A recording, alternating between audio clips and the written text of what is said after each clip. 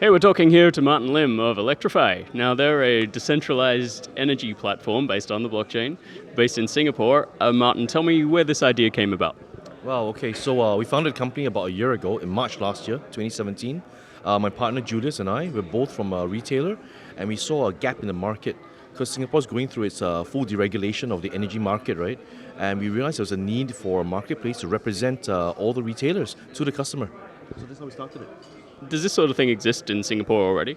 No, we were the first guys. We were the very first one in Singapore, and by extension, the first one in Southeast Asia.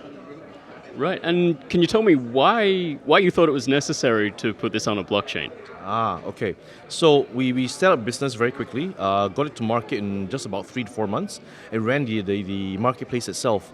But very quickly, after you start drawing revenues from the business, right, we realized very quickly that there had to be more efficiencies within the system itself. As a business, to earn more, the retailers weren't going to pay us a high commission. That's not going to happen, right? We started running the business. We realized we needed more efficiencies in the business. Retailers weren't going to pay us more commissions, so we could actually reduce the cost of servicing the customer. We could actually squeeze out better numbers for both the retailer and for ourselves as well. So we started scoping the ability to move electricity contracts onto the blockchain itself to get the savings and mutability and so on and so forth, right? While we're doing so, we started scoping the ability to get more complex contracts, right, on the blockchain. And one of the things we started looking into was peer-to-peer energy trading. As we talked about just now, right?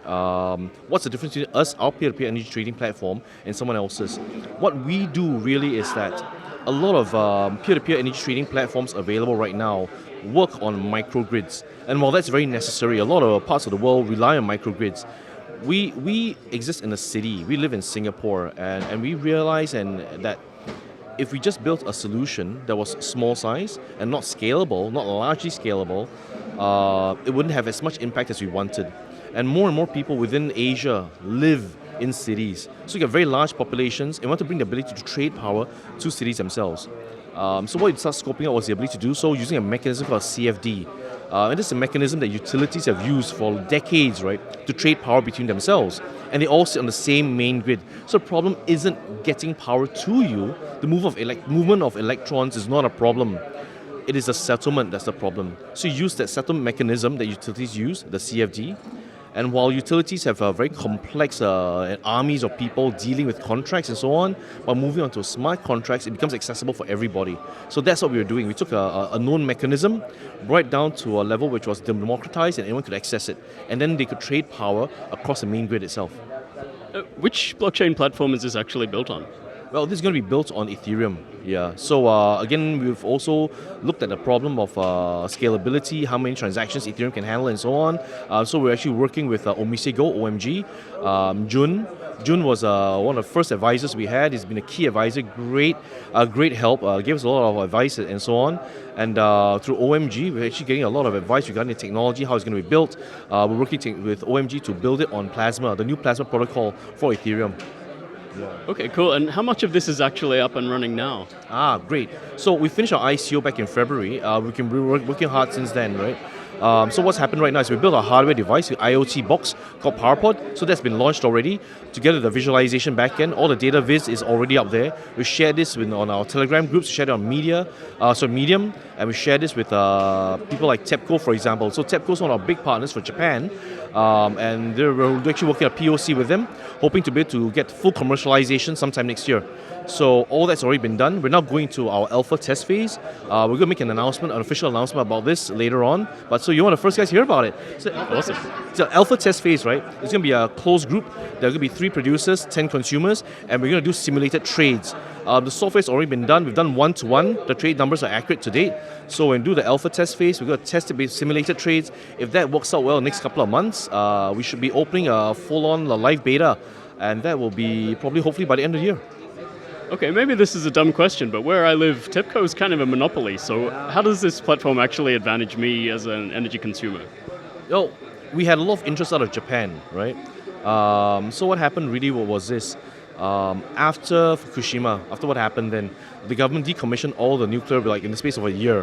What happened then was the government put a lot of funding into solar assets.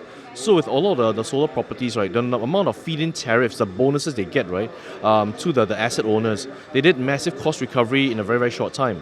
What happens in 2019 is that a lot of the feed-in tariffs are going to be drastically reduced and removed in some categories. So what happens then is if you're a solar asset owner, you're like a solar farm, for example, right, your revenues are going to nosedive. So they're looking for a different way to carry out a settlement system with a consumer instead. So our platform will allow them to potentially sell power directly through to an end user, right? And that's the sweet spot. So TEPCO themselves have been very forward thinking. They're looking also into things like blockchain development as well. So they want to understand how this can help their systems. For instance, energy settlement, a high cost of the energy you get at retail comes from the servicing layer. So all the cost it takes to process the documents every month, to send you your bill, to chase you for payments, and so on and so forth, all that can be put into the blockchain itself, firing to e-wallets, automated processes. I mean, we all know how smart contracts work, right?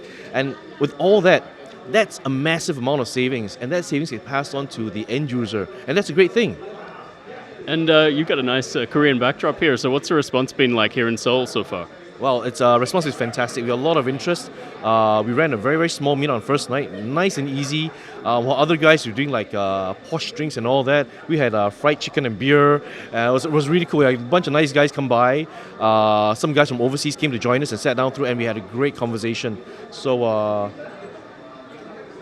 response in Seoul has been fantastic, right? First night we had a meetup, we did fried chicken and beer, had a whole bunch of guys come by. It was fantastic. We had a good chat, good conversation. We had one project out of Italy. The founders came by and we had a good conversation about it, and we were even talking about doing some collaboration work with them in Italy as well. And they're actually an energy platform there too. So it's been great response. So we're also doing this thing here.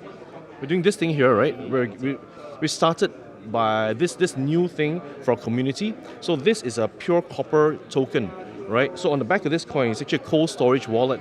So on the back of this, we got a QR code. That's a public key, right? So you can send your ERC20 tokens to this, and when someone out there is ready to buy his private jet or his island, he rips this up, takes off the plastic, peels off the hologram, and inside is a private key, laser etched into the back.